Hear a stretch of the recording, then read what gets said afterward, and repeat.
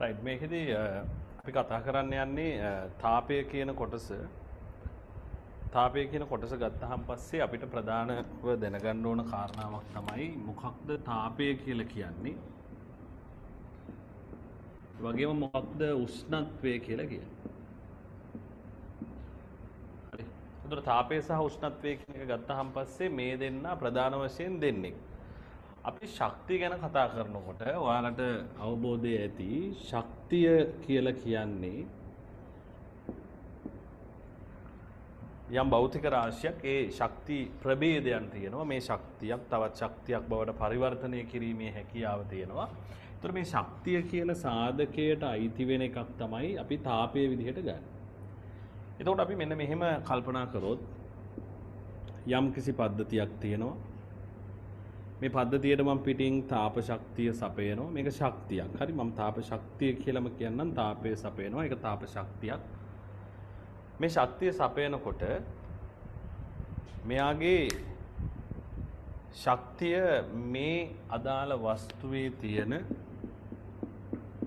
වායු අණු වලට නැත්නම් ඝනයක් නම් ඝනයේ තියෙන ඒ අණු වලට ලැබෙනවා. ලැබුණාම මෙයාගේ වැඩි වෙන්න ගන්නවා මෙයාගේ චාලක ශක්තිය. චාලක ශක්තිය වැඩි වෙනකොට අපි දන්නවා නලියනවා දඟලනවා එහාට මෙහාට වෙනවා අපිටත් රත් වෙනකොට ඕකනේ නේද? ඒත් මේවා මේ හෙල වෙන්න ගන්නවා. හරි. එතකොට මෙන්න මෙයාට එනවා මේ පද්ධතියේ තියෙන අංශු වලට මධ්‍යයන්නේ චාලක ශක්තියක්. ඒ කියන්නේ එක එක අංශුවේ තියෙන චාලක ශක්තියින්ගේ මැද අගයක් අපි ගන්නවා. එක එක්කෙනාට එක එක විදිහට මේ චාලක ශක්තිය ලැබෙන්නේ. ඒතකොට මැද අගයක් අපි ගන්නවා. මෙන්න මේ මැද අගය පිළිබඳ මෙනුමක් තමයි ළමයි අපි උෂ්ණත්වය කියලා කියන්නේ. ඒතකොට තාපය කියන්නේ උෂ්ණත්වය නෙවෙයි. තාපය උෂ්ණත්වය කියන්නේ දෙන්නේ. තාපය නිසා මෙයාගේ පද්ධතිය තුල උෂ්ණත්ව වැඩිවීමක් අඩුවීමක් වෙන්න පුළුවන් තාපයේ හේතු කොටගෙන. ඒතකොට තාපය දුන්නාම මෙයාගේ චාලක ශක්තිය වැඩිවීමක් තමයි වෙන්නේ ඇත්තටම. ඒතකොට මේ චාලක ශක්තිය පිළිබඳ වෙනුමක් තමයි අපි උෂ්ණත්වය කියලා කියන්නේ. එතකොට අපි යම්කිසි වස්තුවක මේ උෂ්ණත්වය කියන එක මනිනවා. නැත්නම් උෂ්ණත්වය මෙනුම් කරනවා. උෂ්ණත්වය මයින්ඩ් ඕන. දැන් අපිට උණ ගන්නවා. අපිට උෂ්ණත්වය මයින්ඩ් ඕන. අපි අත තියලා බලලා ඉවරලා බැලුවාම අපිට දැනෙන උෂ්ණත්වය අපිට සාපේක්ෂයි. නමුත් නිරපේක්ෂ උෂ්ණත්වය කියන එක නැත්නම් දැන් අපි අත තියලා බැලුවාම උණ වගේ. හැබැයි කොච්චරක්ද? මෙයාට කොච්චර ප්‍රමාණයකට උණ තියෙනවද? අපි උණ කියලා කියන්නේ උෂ්ණත්වය කොච්චර ප්‍රමාණයකට තියෙනවද කියන එක මත ඉන් එහාට එයාට මොකද කරන්න ඕන කියන එක තීරණය වෙනවා. ඒතකොට ඒක තමයි මේ පාඩමේ තියෙන ප්‍රධාන සාධකය මතක තියාගන්න ඕන. තාපයයි උෂ්ණත්වයයි දෙන්නේ. තාපය කියන්නේ ශක්ති ප්‍රභේදයක්. එයාගෙන් ඇති වෙන මධ්‍යයන්නේ චාලක ශක්තිය නිසා ජනනය වන උෂ්ණත්වය කියන භෞතික රාශිය තමයි අපි මැනීම් කටයුතු නැත්තම් මයින්නට හදන්නේ. සහ අපි මයින්නට අවශ්‍ය වෙන්නේ මෙන්න මේ උෂ්ණත්වය කියන කෙනා. එහෙනම් මෙයා මයින්ඩ් අපිට ඕන වෙනවා උෂ්ණත්ව මාන. උෂ්ණත්ව මාන. අපි ගෙදරදී පාවිච්චි කරන උෂ්ණත්ව මාන වල දන්නවා. ඊටාම පහසුවෙන් කඩේකින් ගිහිල්ලා ගන්න පුළුවන් උෂ්ණත්ව මාන තියෙනවා. හරි. ඊටාම පහසුවෙන් ගන්න පුළුවන් ඒවා. දැන් මේ උෂ්ණත්ව මානය ගත්තොත් එහෙම අපි ඒකට කියන්නේ වීදුරු රසදිය. වීදුරු තුල රසදිය උෂ්ණත්ව මාන. හරි. එතකොට ඒක හැදිලා තියෙන්නේ වීදුරු මේ වගේ කේශික නලයක් නැත්නම් ඊට අසිහින් නලයක් තුල රසදිය කඳක් පුරවලා තමයි හදලා තියෙන්නේ. මේකෙදී ඇත්තටම වෙන්නේ උෂ්ණත්වය මයින්න පාවිච්චි කරන මේ වීදුරු ඇතුලේ තියෙන රසදිය දැන් ඇත්තටම මේකෙදි පාවිච්චි කරන්න තිබ්බනම් රසදිය හොඳයි. නමුත් රසදිය විතරක් පාවිච්චි කරන්න බෑනේ. උණ බලන්න ගිහිල්ලා ඌ මැරෙනවා රසදිය ගිලිලා. නේද? ඒතොර රසදිය කියන්නේ ද්‍රවයක්, ඝනක ස්වභාවයක් තියෙන. නමුත් ටිකක් අර එකට ඇලෙන ස්වභාවයකින් යුක්තයි. නමුත් රසදිය කියන එක විසයි. යා තනියම තියන්න බෑ. ඒ නිසා තමයි වීදුරු තුල දාන්නේ අපි. හරි. එතකොට අපි උෂ්ණත්වය බලන්න ඕන කෙනාගේ ප්‍රශ්නේ වැඩි ස්ථාන කීපයක් තෝරගෙන නේද? ඒක තැනකට කෙහෙල්ලයට හරි දිව ඇතුලේ හරි නේද? දිව ඇතුලේ කියන්නේ දිවට යටින් හරි තියලා මෙයාගේ උෂ්ණත්වය බලා ගන්නවා. ඒතර මේ රත් වෙනකොට නැත්නම් උෂ්ණත්වය වැඩි වෙනකොට මෙන්න මෙයාගේ මේ කොටසේ මොකද වෙන්නේ? මේ රසදිය රත් වෙලා ප්‍රසාරණය වෙනවා. ප්‍රමාණයෙන් වැඩි වෙන්න ගන්නවා. ඒ ප්‍රමාණයෙන් වැඩි වෙනකොට තමයි මේක දිගේ මෙහෙම ඉහළ යනවා කියලා අපි පිළිබඳව පොඩි සාකච්ඡාවක් සිද්ධ කරමු. මේවා ඊටාම මේ ශනිකව පොඩි වීඩියෝස් විදිහට තියෙන්නේ ටක් ගාලා බලමින් මේ දැනුම වැඩි කරගන්න බලන්න ප්‍රතිඵලයේ එක ලකුණක් හරි වැඩි කරගත්තොත් ඒක ඊටාම වැදගත් වෙනවා ඔයාලගේ අනාගතයේදී සිදු කරනු ලබන ඕනම විෂයයකට මුහුණ දීම සඳහා. මොකද මේක අඩු ප්‍රතිඵලයකින් ඕන විෂයක් කරනවට වඩා ප්‍රතිඵලයේ ඉහළ මට්ටමක දාගෙන ඉඳීම තුළ ඔයාලට මේ පරිසරය පිළිබඳව වෙන අවබෝධයක් එනවා මේ භෞතික විද්‍යාව විශේෂයෙන්. මොකද අපි මේකේ කතා කරන්නේ මේ අවට වෙන දේවල්. දැන් උෂ්ණත්වය කියන එක අපි මයින්නවනේ. හැමදේම මයින්න. උණ ගත්තම් මයින්නවා. වෙන තැන්වලදී අපිට පාවිච්චි කරන්න වෙනවා. කර්මාන්ත ශාලාවල පාවිච්චි වෙනවා. තාපය කියන එක අපි හැමදේම උයනකොට මේ පොද්දරත් කරන්නත් ඔය තාපයෙන්නේ අපි කරන්නේ. ඒතකොට මේවා තාම ප්‍රායෝගිකයි. ඔයාලට මේක ප්‍රායෝගිකත්වයේ වැඩි වෙන්න අනාගත ජීවිතයේදී වෙන වැදගත් වෙයි මේ වැඩේ. ඒ නිසා මේක ටක් ගාලා බලාගෙන යන්න. එතකොට ඔයාලට මේකේ ප්‍රශ්න කරන්නත් පුළුවන් හොඳට විභාගෙට මුහුණ දෙන්න පුළුවන් හොඳට. හරි. එතකොට ඔයාලට උෂ්ණත්වය කියන එක ඔය විදිහට තියෙන්නේ. එතකොට සාමාන්‍යයෙන් අපිට උණුසුම සිසිලස දැනීම කියන එක ගත්තොත් උණුසුමත් හොඳට දැනෙනවා, සිසිලසත් හොඳට දැනෙනවා. උණුසුම දැනෙන්න අපිට තේ එකක් වගේ බොනකොට, ගිනි මැලයක් ගාව ඉන්නකොට නේද? අපිට උණුසුම දැනෙනවා. සිසිලස කියන එක අයිස්ක්‍රීම් එකක් කනකොට, කූල් මොන හරි බොනකොට අපිට දැනෙනවා. මේකට අපිට සංවේදනය තියෙනවා. ඒතර උෂ්ණත්වය කියන්නේ මම කලින් කිව්වා අංශු වල තියෙන මධ්‍යන්නේ චාලක ශක්තිය පිළිබඳ මෙනුමක්. ඒක මතක තියාගන්න. ඒක ඉතා වැදගත් කොටසක්. මේ දෙකක් කියන එක. රයිට්. උෂ්ණත්වයේ මැනීම කියන කෑල්ලට ගියහම උෂ්ණත්වයේ මයින්න පාවිච්චි කරනවා උෂ්ණත්වමානය කියන එක පළමු වරට මේ උෂ්ණත්වමානය නිපදවලා තියෙන්නේ ගැලීලි විසින් 1600 දී. හරි. ක්‍රිස්තු වර්ෂ 1600 දී. රයිට්. එතකොට අපිට මේ විවිධ ගොඩාක් જાතියේ උෂ්ණත්වමාන තියෙනවා. සමහර ඒවා ඔයාලට නැති ඒවාත් තියෙනවා. ලෝකේ භාවිතා කරන ගොඩක් උෂ්ණත්වමාන තියෙනවා. එක හේතු සාධක මත. දැන් උදාහරණයකට අපේ උණ බලන විදිහට බල්ලෙක්ගේ උණ බලන්න බෑනේ. නේද? දැන් අපි කටාරින්න කියලා දිව යටින් උෂ්ණත්වමානය තියලා බලනවා. දැන් බල්ලෙක්ට කියන්න බෑනේ කටාරින්න කියලා දිව යටින් තියන්න නේද? එතකොට මේ පර්පස් එක මත සමහර උෂ්ණත්වමාන අපිට භාවිතා කරන්න පුළුවන්, සමහර ඒවා භාවිතා කරන්න බෑ. දැන් අපි පාවිච්චි කරන මේ උෂ්ණත්වමානය අපේ උණ බලා ගන්න මේක හොඳයි. හරි. හැබැයි අපිට මෙයාගෙන් බලන්න පුළුවන් සීමාවක් තියෙනවානේ. දැන් අපි හිතමුකෝ රත්තරන් උණු කරන තැනක උෂ්ණත්වය බලන්න අපි මේක දැම්මොත් එහෙම මොකද වෙන්නේ? මේකත් උණු වෙලා යනවා. වෙන්න පුළුවන්. ඒතර ඒකට වෙන වර්ගයක් තියෙන්න ඕනේ. එහෙනම් උෂ්ණත්වමාන ලෝකයේ බිහි වෙලා තියෙන එක જાති ඒවා එක කාරණා සඳහා. හරි. රයිට්. අපි එකින් එක බලාගෙන යන්. පළවෙනි එක තියෙනවා ඔයාලට වීදුරු රසදිය උෂ්ණත්වමානය. වීදුරු රසදිය උෂ්ණත්වමානයක් කියලා කියන්නේ එතකොට එක කෙලවරක් බල්බයක් තියෙනවා. ඒකට සම්බන්ධ වෙලා තියෙන සිහින් අරයක් තියෙන කේශික නලයක් පාවිච්චි කරලා තියෙනවා. සලකුණු දාලා තියෙනවා මේක පරිමාණය රසදිය කඳේ දිග අනුව උෂ්ණත්වය කියව ගන්න පුළුවන් විදිහට හදලා තියෙනවා. ඔයාලට රූප සටහනකුත් දීලා තියෙනවා. රසදියේ ප්‍රසාරණය පුළුල් උෂ්ණත්ව පරාසයක් තුළ ඒකාකාරී වීමයි රසදිය හොඳින් තාපය සන්නයනය කිරීමයි තමයි මේකේ රසදිය උෂ්ණත්වමානයක තියෙන වාසි වෙන්නේ. හැබැයි දැන් මේක තව එකක් මම කියන්නම්. දැන් රසදිය කියන එක විස අතින් ගත්තොත් විසෙන් වැඩි. හිතන්නකො පොඩි බබෙක්ට මේක අපි මේ තාම ප්‍රායෝගික ඒවා පොඩි බබෙක්ට මේකේ උෂ්ණත්වය බලන්න දීලා යා නොදැනුවත්කමට මේක හපලා හදිස්සිය හරි මේක කැඩුනොත් ඒ රසදිය කියන එක ශරීරගත වීම විස සහිතයි. ඒ නිසා ගොඩාක් වෙලාවට දැන් භාවිතා වෙන්නේ මෙන්න මේ වගේ මේකට සමානයි. නමුත් මේකට පාවිච්චි වෙන්නේ වෙනත් ඉලෙක්ට්‍රෝනික උපකරණයකින්. ඔයාලට දැනට ඒව නැහැ. මේක අපි ඔහොම ගත්තොත් ඔන්න ඔය වගේ ඩිජිටල් ඩිස්ප්ලේ එකකින් අපිට මේක පෙන්නනවා උෂ්ණත්වය කීයද කියලා. එතකොට දැන් මේකේ අපි ඇත්තටම මේකෙන් කියව ගන්න දෙපේ. දැන් මේ උෂ්ණත්වමාන වල තියෙන වැදගත්කම මොකද්ද? දැන් උෂ්ණත්වමානයෙන් අපි ගත්තාම මේකෙන් ඍජුවම පාඨාංක කියනව නේද? ඕනම එකෙක්ට කියව ගන්න පුළුවන්. අකුරු පුළුවන් නම් ඉලක්කම් පුළුවන් නම් ටක් ගාලා කියව ගන්න පුළුවන්. ඒකත් මේ උෂ්ණත්වමානයක තියෙන වාසියක්. හිතන්නකෝ මේ ගමක අහිංසක අසරණ කෙනෙක්ට අකුරු ඉලක්කම් යම් ප්‍රමාණයකට පුළුවන් කෙනෙක් මේක බැලුවොත් එයාට කියව ගන්න පුළුවන් වෙනවා කියන්නේ එයාට ලොකු දෙයක් ඒක. හිතන්නකෝ දැන් අපි මේකෙන් මෙතනින් එන පාඨාංකයේ x කියලා හිතලා අපිට y සමානයි 6x වර්ගය ධන 5x ධන 7 වගේ සමීකරණයකට දාලා විසඳලා y වාරගෙන අන්න උනද නැද්ද කියලා කියන්න පුළුවන් වුණොත් මොකද වෙන්නේ? අන්න මේක සංකීර්ණයි. මේක හැමෝටම කරන්න බෑ.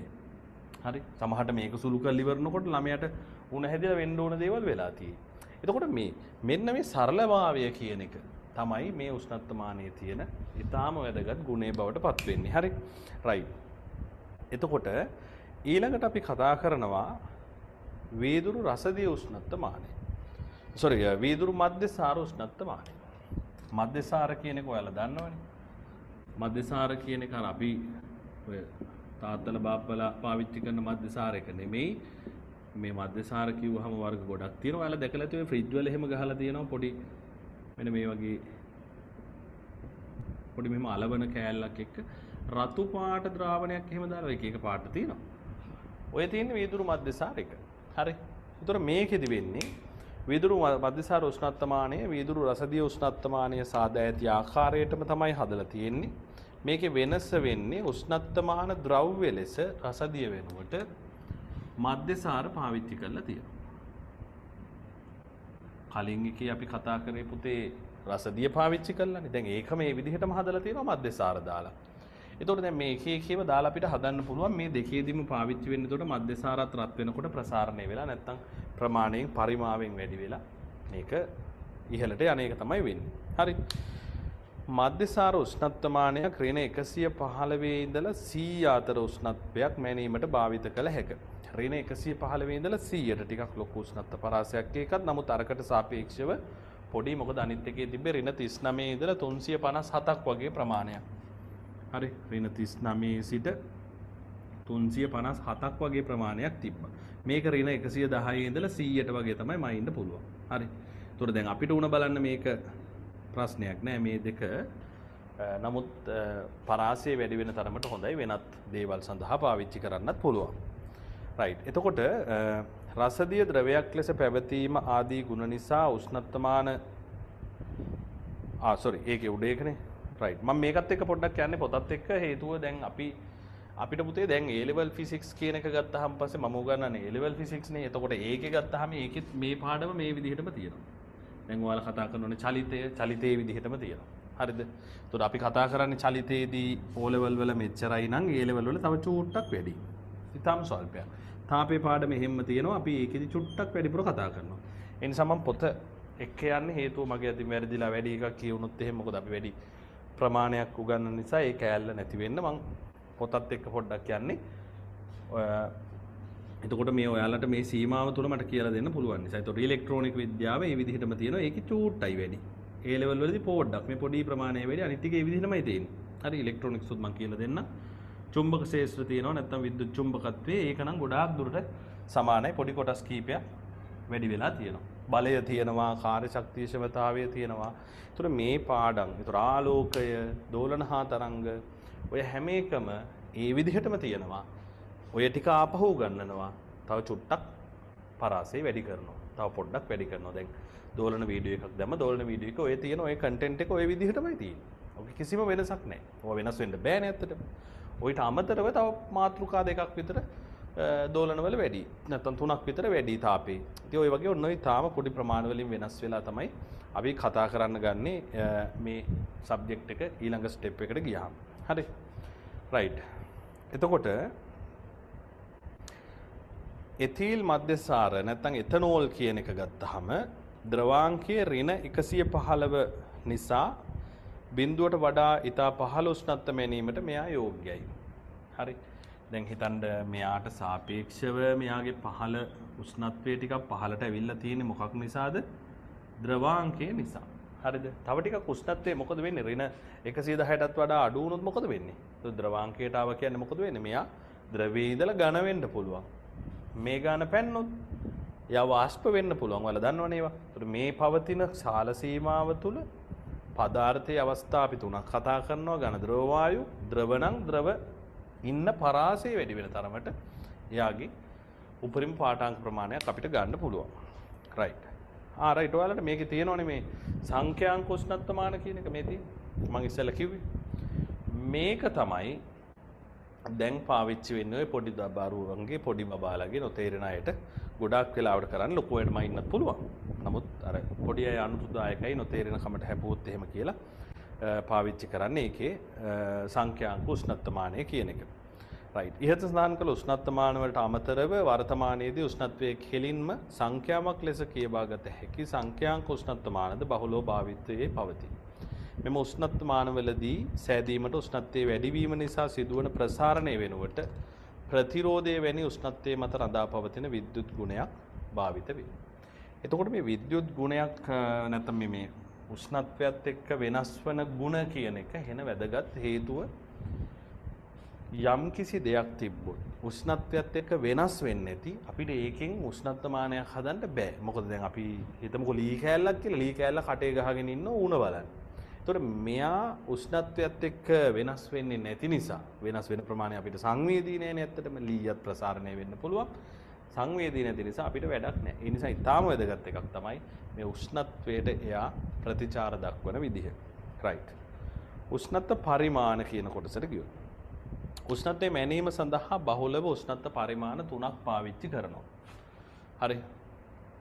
ඔයාලා මේ වෙනකටත් දන්නේ ඒවා සෙල්සියස්, ෆැරන්හයිට්, කෙල්වින්.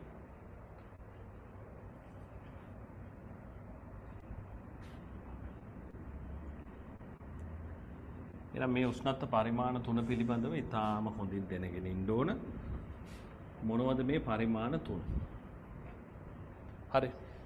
රයිට්. සෙල්සියස් පරිමාණය කියන එක ගත්තොත් වායුගෝල එකක පීඩනය යටතේ සංසුද්ධ අයිස් ද්‍රව බවට පත්වන උෂ්ණත්වයේ ශුන්‍ය ලෙසත් එම පීඩනයේ යටතේම ජලය හුමාලය බවට පත්වන උෂ්ණත්වයේ 100 ලෙසත් ගැන සකසා ඇත.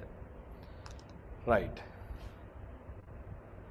ඊළඟට කියනවා සෙල්සියස් පරිමාණ සඳහා මන්ද මේ කියවල ඔයාලට මම තේරුම් කරලා දෙන්න මොකක්ද මේ කියන්නේ කියලා. උෂ්ණත්වය දෙකේ තෝරාගෙන ඇත්තේ අයිස් ද්‍රව වල උෂ්ණත්වය සහ ජලය හුමාලය බවට පත්වන උෂ්ණත්වයේ පහසුවෙන් ලබාගත හැකි උෂ්ණත්ව දෙකක් වීමත් පීඩනය අනුව සිදුවන වෙනස් වීම හැරෙන්නට ඒවා වෙනස් නොවන උෂ්ණත්ව වීමත් නිසාය.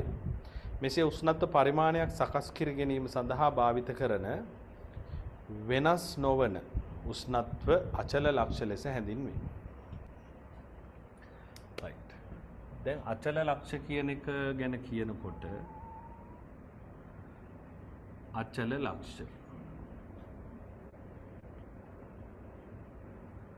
අපිට මෙන්න මේ උෂ්ණත්වමාන හදනකොට එයාගේ තියෙන අචල ලක්ෂ එකක් හෝ දෙකක්. සමහර ඒවා එකකින් හැදිලා තියෙනවා.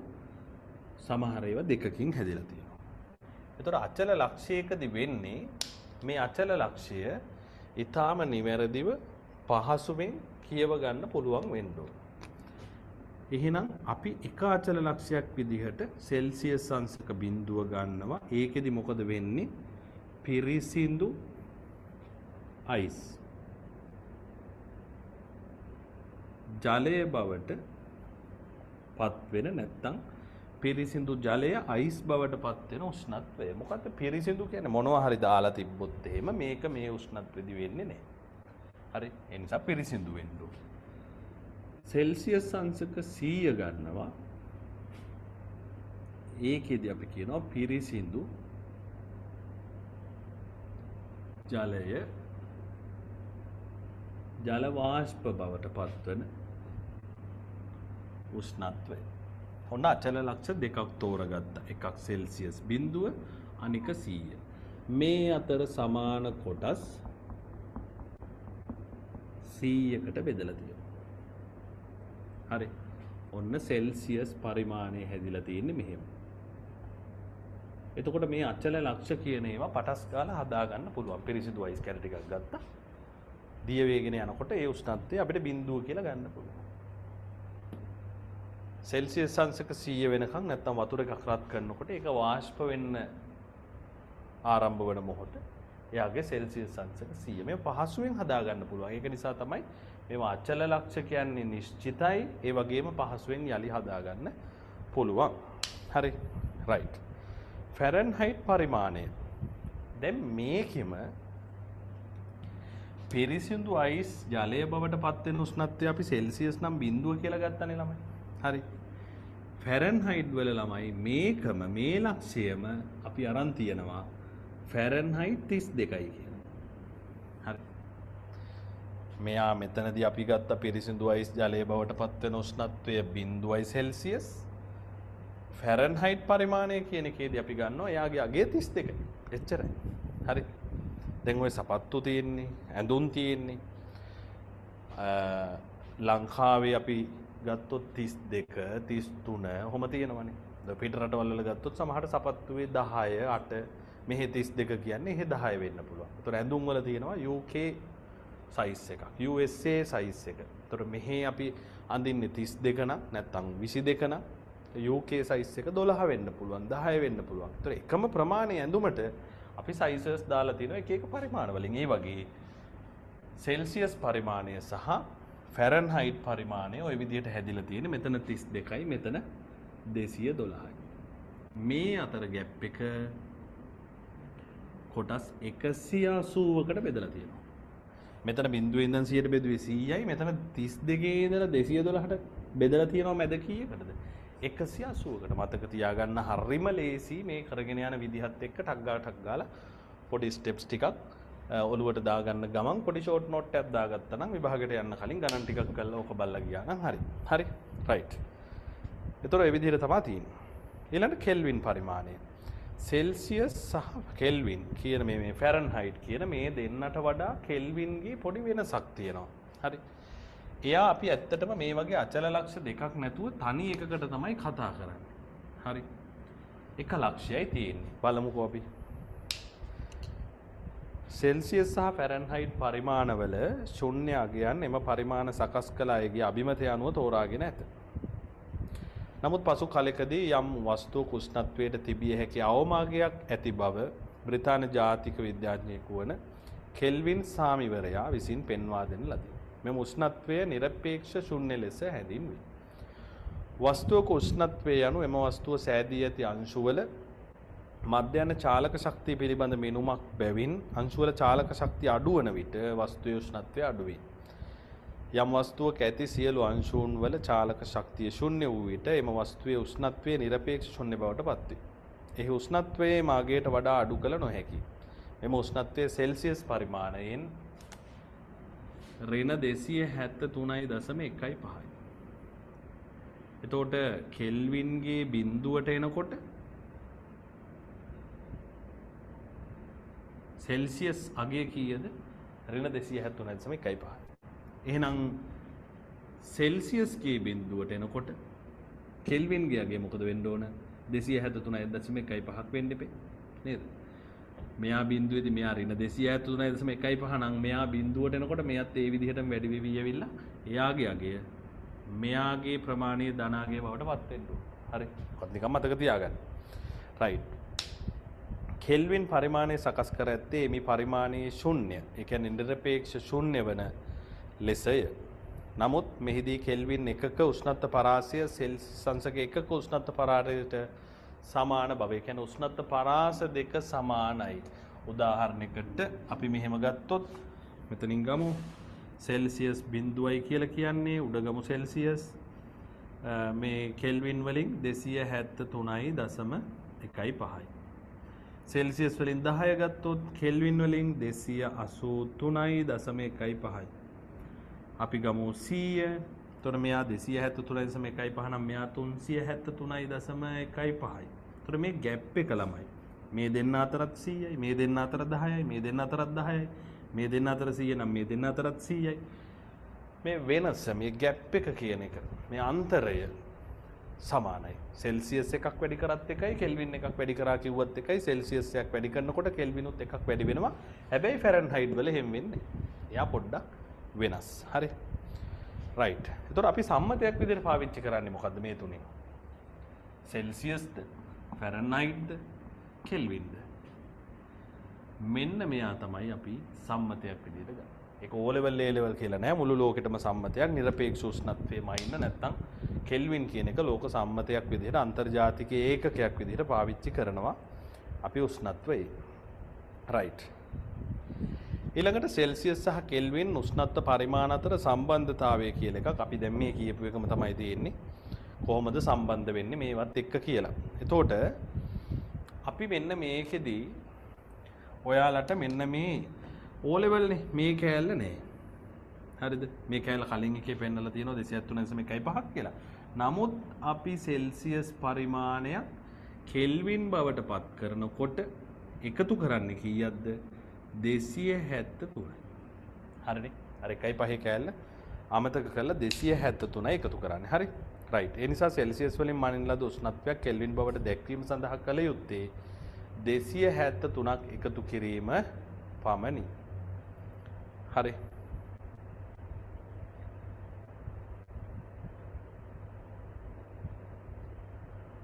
රයිට්. ඊළඟට අපිට පොඩි නිදසුනකොත් ඔයාලට දීලා තියෙනවා. අපි ඒක නිකන් බලාගෙන යමු. සෙල්සියස් උෂ්ණත්ව පරිමාණයේ එක් කොටසක් සමාන වන්නේ කෙල්වින් උෂ්ණත්ව පරිමාණයේ කොටස් කීයකටද? එතකොට සෙල්සියස් එක කොටසක් සමාන වෙන්නේ කෙල්වින් වලත් එකකටමයි. ඒකේ වෙනසක් නැහැ.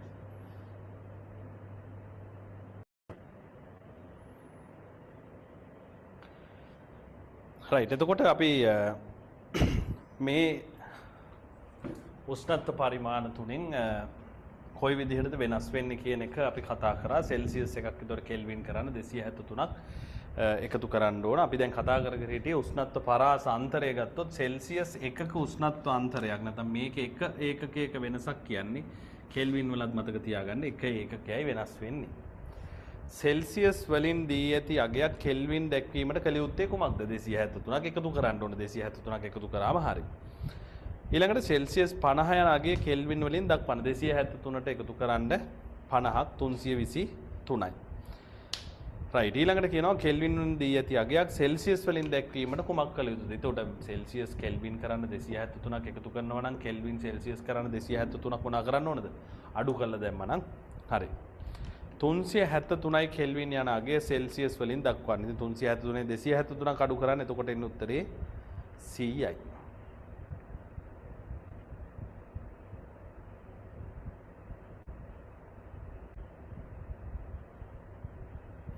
රයිට්. ඊළඟට දැන් මම කිව්වා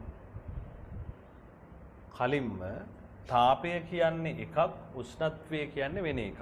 තාපය කියන්නේ ශක්ති ප්‍රභේදයක්. එයාගේ ශක්තිය වැඩි අඩු කරන්න පුළුවන්. ඒ ශක්තිය දුන්නහම පස්සේ එයාගේ අංශු වල තියෙන චාලක ශක්තිය වැඩි වීම නිසා උෂ්ණත්වය ජනිත වෙනවා. උෂ්ණත්වයක් ඇති වෙනවා. එතකොට දැන් උෂ්ණත්වයමයින් එක කතා කරන්නේ. උෂ්ණත්වයමයින්ද පුළුවන් උෂ්ණත්ව මාන වලින්. හරි. තාපය කියන එක ගත්තොත්. හරි.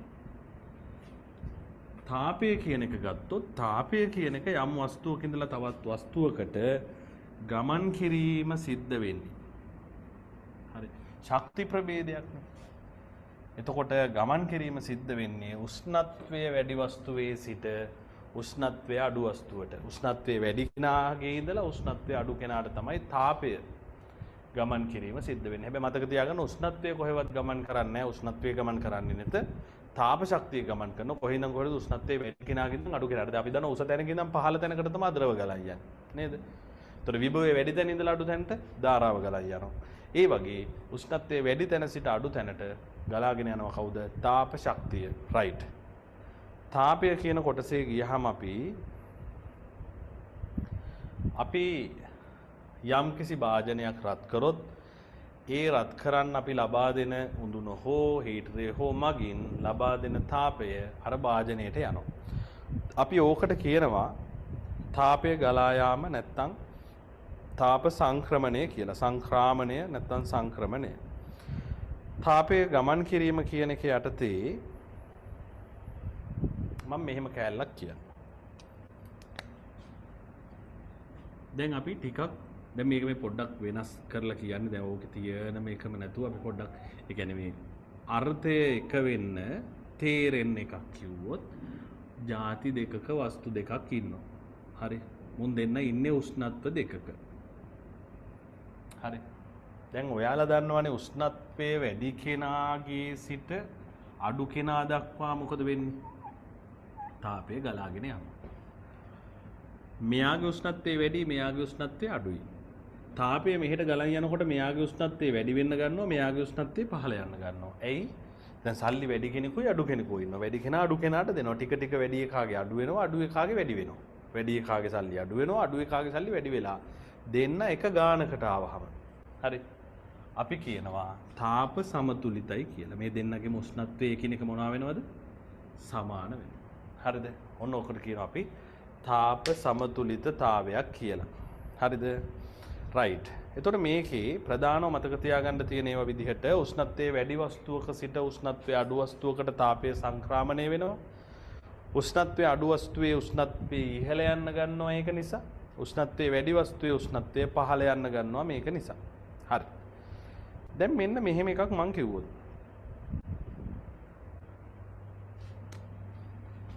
අපි හිතමු යකඩ කෑල්ලක් තියෙනවා. හරි. මෙයාගේ යම් ස්කන්ධයක් අපි හිතමුකෝ කිලෝග්‍රෑම් ග්‍රෑම් 500ක් කියලා ගමු. ග්‍රෑම් 500ක් තියෙනවා යකඩේ. මෙයාගේ උෂ්ණත්වය සෙල්සියස් අංශක 20යි. මම මේක තාප ශක්තිය ලබා දීලා මෙයාගේ උෂ්ණත්වය සෙල්සියස් අංශක 21 වෙනකම් වැඩි කරනවා. ඒතර උෂ්ණත්වය කීයකින් වැඩි කරාද? සෙල්සියස් අංශක 1කින්. කෙල්විනුත් 1කින්. ඒ අන්තරය සමානයි. සෙල්සියස් එකක් වැඩි වුණා කියන්නේ කෙල්විනුත් එකක් වැඩි වෙනවා. ඕන්න මෙතනින් හදලා ගමු. ඒකත් එක්කම 273ක් එකතු කරාම මොකද වෙන්නේ? 293යි. වැඩි වුණාම මොකද වෙන්නේ? 294යි. තේරුණාද? එතකොට මේ ગેප් එකත් 1යි. මේ ગેප් එකත් 1යි. දැන් මම තාපය දීලා උෂ්ණත්වය සෙල්සියස් අංශකයකින් වැඩි කරනවා. හරිද? මෙන්න මේ විදිහට යම් වස්තුවක තාප ශක්තිය දීලා එයාගේ උෂ්ණත්වය සෙල්සියස් 1කින් වැඩි කරන්න දෙන ශක්තියට අපි කියනවා මෙයාගේ තාප ධාරිතාවය. හිතන්නකෝ අපිට ඕන වුණා කියලා ජූල් 5ක් තාපය දෙනවා ජූල් 5ක්. මේ જાතියෙම එක්කෙනෙක්ගේ කිලෝ එකක් ගත්තොත් ජූල් කීයක් ඕනද? ග්‍රෑම් 500ට 5යි නම් කිලෝ එකට ජූල් 10යි. එහෙනම් කිලෝ දෙකට කිලෝ එකට ජූල් 20 නම් කිලෝ දෙකට කිලෝ එකට ජූල් 10 නම් කිලෝ දෙකට ජූල් 20යි. එහෙනම් කිලෝ 10කට කිලෝ එකට ජූල් 10 නම් කිලෝ 10ට ජූල් 100යි. එහෙනම් මේකට අපි කියනවා තාප ධාරිතාවය. ස්කන්ධයේ වැඩිවීමේදී තාප ධාරිතාවය මොකද වෙන්නේ? වැඩි වෙවි යනවා. හරි. රයිට්. මෙයාගේ ඒකකය එතකොට තාප ධාරිතාවයේ මයින් ඒකකය වෙන්නේ කෙල්වින් එකකට ජූල් නැත්තම් සෙල්සියස් අංශක එකකට ජූල්. මේ දෙකම හරි. ඇයි? කෙල්වින් එකකට කිව්වත් එකයි සෙල්සියස් එකකට කිව්වත් එකයි. දෙකේම අන්තරය සමානයි. හරි. ඒතර තාප ධාරිතාවය කියන එක ගත්තාම මෙයාගේ ප්‍රමාණය වෙනස් වෙනකොට මොකද උනේ පුතේ? වෙනස් වුණා. බෑග් එකක් කියලා හිතන්නකෝ. බෑග් එකේ සයිස් එක වැඩි වෙන්න එයාට දරා ගන්න පුළුවන් ප්‍රමාණය මොකද වෙන්නේ? වැඩි වෙනවා. මෙයාට වඩා මෙයාගේ වැඩි, මෙයාට වඩා මෙයාගේ වැඩි, මෙයාට වඩා මෙයාගේ වැඩි. එකම જાතියෙන් හදලා තිබ්බත් ප්‍රමාණය වැඩි නිසා ධාරිතාවය මට දරා ගන්න පුළුවන් ප්‍රමාණය මම උස්සන් යන ප්‍රමාණය දැන් බෑග් එකක ධාරිතාවය කියන්නේ සයිස් එක වැඩි වෙන්න ධාරිතාවය වැඩි වෙනවා. රයිට්. යම් වස්තුවක තාප ධාරිතාවයේ රඳා පවතින්නේ එම වස්තුව සාදා ඇති ද්‍රව්‍ය සහ වස්තුවේ ස්කන්ධය මතයි. මූ හදලා තියෙන්නේ මොනකකින්ද? මූගේ જાතිය මොකද්ද? ඒ වගේම කවුද? ස්කන්ධය කීයද? ඔන්න ඔය සාධක දෙකම මත මොකද වෙන්නේ? මේක රඳා පවතිනවා. දැන් මේක පොඩි කරදරකාරී ස්වභාවයක් නේ. ඇයි? යකඩමයි ග්‍රෑම් 500ට එක ගාන, කිලෝ එකට එක ගාන, කිලෝ දෙකට එක ගාන, කිලෝ 10ට එක ගාන. හරි යකඩමයි. දැන් ඊට වඩා ලේසි නැද්ද? අපි කියනවා යකඩම කිලෝ එකක ස්කන්ධය කිලෝ එකක ස්කන්ධය සෙල්සියස් අංශක එකකින් නැත්නම් කෙල්වින් එකකින් ඉහළ දාන්න ඕන ශක්ති ප්‍රමාණයක් ගැන. හරි. දැන් මේ මොකද්ද මේ තාප ධාරිතාවය යම් වස්තුවක උෂ්ණත්වය සෙල්සියස් එකකින් හරි කෙල්වින් එකකින් හරි ඉහළ දාන්න දෙන්න ඕන ශක්ති ප්‍රමාණය. එතකොට ස්කන්ධය වැඩි වෙනකොට මොකද වෙන්නේ? තාප ධාරිතාවය වැඩි වෙනවා. දැන් මේ කතා කරන්නේ විශිෂ්ට තාප ධාරිතාවය. විශිෂ්ට තාප ධාරිතාවය. මතක තියාගන්න සාමාන්‍ය විශිෂ්ට කිව්වහම ඒකීය ස්කන්ධයකට නැත්නම් ඒකීය කරන එක තමයි මේකෙදි වෙන්නේ. දැන් විශිෂ්ට තාපධාරිතාවය පොදුවේ පාවිච්චි කරනවා වීතාදා කියලා. වීතාදා. හරි මතක තියන්න ලේසියි. වීතාදා කියන්නේ මොකක්ද? යම් ද්‍රව්‍යක කිලෝග්‍රෑම් එකක ස්කන්ධයක් සෙල්සියස් එකකින් හරි කෙල්වින් එකකින් හරි ඉහළ දාන්න දෙන්න ඕන තාප ප්‍රමාණය. ඒක දැන් මේකේ ගත්තොත් කිලෝග්‍රෑම් එකකට දෙන්න ඕන තාප ප්‍රමාණය කීයද? 10යි. හරි මම මෙහෙම ගන්න. කිලෝග්‍රෑම් එකක් සෙල්සියස් අංශක එකකින් ඉහළ දන්වන්න දෙන්න ඕන තාප ප්‍රමාණය කීයද? 10යි. හරිනේ. කිලෝග්‍රෑම් දෙකක් නම් තාප ධාරිතාවය කීයද? 20යි. මෙයාගේ වීතාදා කීයද? වීතාදා ඒ 10මයි. ඇයි? මෙයා කිලෝ දෙකක් වුණාට අපි අර්ථකථනය කරන්නේ එයාගෙන් කිලෝ එකක ප්‍රමාණයක් වැඩි කරන්න. පැහැදිලිද? ඒතර මෙයාගේ තාපධාරිතාවය කිලෝ 10ක් නම් 100යි. හැබැයි මෙයාගේ වීතාදා කීයද? වීතාදා ඒ 10යි. ඇයි? මූ කිලෝ 10ක් වුණාට අපි අර්ථකථනය කරන්නේ මුගෙන් කිලෝ එකක ප්‍රමාණය වැඩි කරන්න අවශ්‍ය තාප ප්‍රමාණය. එහෙනම් මේ වීතාදා කියන එක ලේසි තාපධාරිතාවයට වඩා. ඇයි? එකම ද්‍රව්‍යයේ තැනින් තැන ස්කන්ධ වෙනස් වෙන ඕනම කෙනෙක්ගේ තාපධාරිතාවය වෙනස් වෙනවා. හැබැයි වීතාදා වෙනස් වෙන්නේ නැහැ. ස්කන්ධ වැඩි වුණාට අපි වීතාදා අර්ථ දක්වන්නේ කිලෝග්‍රෑම් එකකට. 1 කිලෝග්‍රෑම් එකකට තමයි අර්ථකථනය කරන්නේ. ඒතකොට ස්කන්ධ වැඩි වුණත් අඩු වුණත් ප්‍රශ්නයක් නැහැ. අපි ඒක අර්ථකථනය කරලා තියෙන්නේ කිලෝග්‍රෑම් එකකට. රයිට්. එහෙනම් අපිට පුළුවන් මේකේ සම්බන්ධයකට යන්න. තාපධාරිතාවය සමාන වෙනවා වීතාදා වැඩි කිරීම ස්කන්ධය. වීතාදා විශිෂ්ට තාපධාරිතාවයගේ වැඩි කරනවම ස්කන්ධය. එහෙනම් ආයෙ මතක තියාගන්න. තාපධාරිතාවය කියන්නේ කැපිටල් C. වීතාදා කියන්නේ සිම්පල් C. වීතාදාගේ අදාළ ස්කන්ධයෙන් වැඩි කරාම තාපධාරිතාවය එනවා. බලමු හරිද කියලා. මේ කියන එක වෙනවද බලන්න. දැන් මෙයාගේ වීතාදා කීයද? ජූල් 10යි. එහෙනම් මෙයාගේ වීතාදා කීයද? ඒ ජූල් 10මනේ. යකඩමයි කිලෝ එකකට අර්ථකථනය කරලා තියෙන්නේ. ඒතර අර්ථකථනය කරලා තියෙන කිලෝ එකකට නිසා ස්කන්ධය වැඩි වුණා කියලා වෙනසක් වෙන්නේ නැත. එහෙනම් මෙයාගේ තාපධාරිතාවය හොයන්න. වීතාදාගේ වැඩි කරනවා ස්කන්ධෙන් 10 වරක් 10 100යි. වීතාදාගේ වැඩි කරනවා ස්කන්ධෙන් 10 වරක් 2 20යි. එහෙනම් ඔයාලට තේරෙනවා තාපධාරිතාවය හොයාගන්න පුළුවන් ලේසියෙන්ම වීතාදාගේ වැඩි කරනවා ස්කන්ධය. හරිනේ? රයිට්. මතක තියාගන්න ඒක තාපධාරිතාවයේ සමාන ස්කන්ධය වැඩි කිරීම විශිෂ්ට තාපධාරිතාවය. ඒතර මෙයාගේ ඒකකත් ඕනනම් අපි ගමු. මෙයාගේ ඒකක කිලෝග්‍රෑම් එකකට කෙල්වින් එකකට කෙල්වින් එකකින් උෂ්ණත්වය ඉහළ දාන්න කිලෝග්‍රෑම් එකක වස්තුවකට අවශ්‍ය තාප ප්‍රමාණය.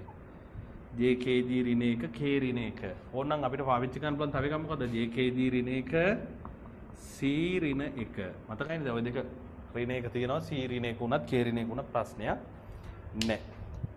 රයිට්. අපි මේක කියවන්නේ කෙල්විනේට කිලෝග්‍රෑමයට ජූල් නැත්නම් සෙල්සියස් අංශකයට කිලෝග්‍රෑමයට ජූල්. රයිට්. එතකොට ඔයාලට විශිෂ්ට තාපධාරිතාව කීපයකට වගු දීලා තිනවා. සාමාන්‍ය ජලය ගත්තොත් වීතාදා 4200ක් වගේ වෙන්නේ.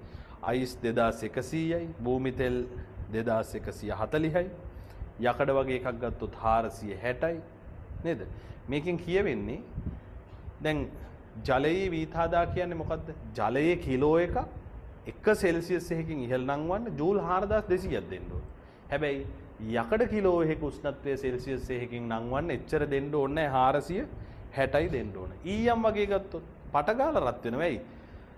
ඊයම් වල 130යි. ජූල් 130ක් දුන්නාම කිලෝ එකක උෂ්ණත්වය සෙල්සියස් අංශක එකකින් වැඩි වෙනවා. ඉතින් ඕක තමයි මේකේ වැදගත්කම. මේවා දැනගෙන සිටීම තුළ මේ තාප ප්‍රමාණයන් අඳුන ගන්න පුළුවන්. හරි. එතකොට මේ තියෙන අවස්ථා සහ මේ ಜಾති ඒව ගත්තාන් පස්සේ මේ හැම ಜಾතියකම එකිනෙකට වෙනස් වෙච්ච තාපධාරිතා තියෙන්නේ කොහොමද? ඇයි ස්කන්ධ වෙනස් වෙන්න එකම ಜಾතියක වුණත් අනිවාර්යයෙන්ම වෙනස් වෙනවා. වීතාදාත් වස්තුවෙන් වස්තුවට නැත්තම් ಜಾතියෙන් ಜಾතියට වෙනස් වෙනවා. හැබැයි මතක තියාගන්න එකම ಜಾතියේ ස්කන්ධ වෙනස් වුණා කියලා වීතාදා වෙනස් වෙන්නේ නැහැ. වෙනස් වෙන්නේ තාපධාරිතාවය විතරයි.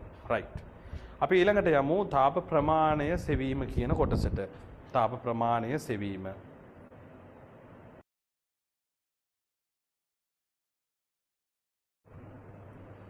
රයිට්. දැන් විශිෂ්ට තාපධාරිතාවයක් දන්නවා. තාපධාරිතාවයක් දන්නවා. දැන් විශිෂ්ට තාපධාරිතාවය පාවිච්චි කළා. අපි බලමු කොහොමද යම් කිසි වස්තුවක උෂ්ණත්වය වැඩි කරනකොට එයාට දෙන්න ඕන තාප ප්‍රමාණය හොයන්න කියලා. අර්ථකථනයට යන්කෝ. වීතාදා කියන්නේ මොකද්ද? කිලෝග්‍රෑම් එකක ස්කන්ධය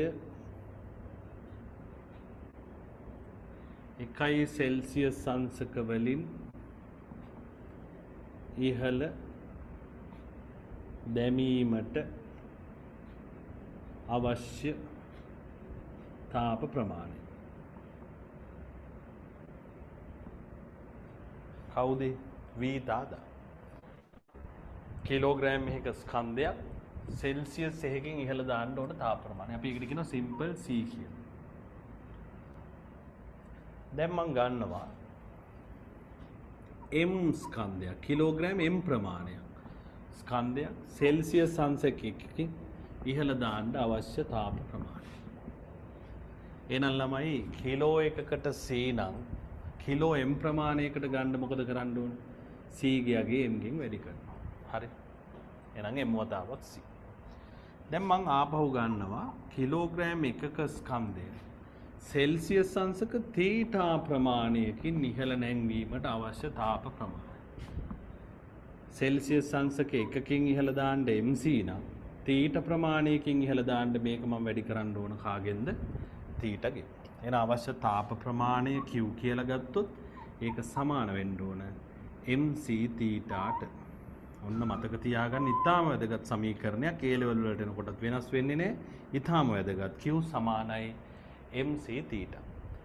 මේක ඕන නම් C සමානයි MC කියලා එකක් මතකද කතා කරා අපි. වීතාදා ස්කන්ධයෙන් වැඩි කරාම තාපධාරිතාවය එනවා. ඕනනම් ඒක දාගත්තොත් මෙතනට Q ගියගේ සමානයි MC වෙනුවට දානවා කැපිටල් C වතාවක් තීටා.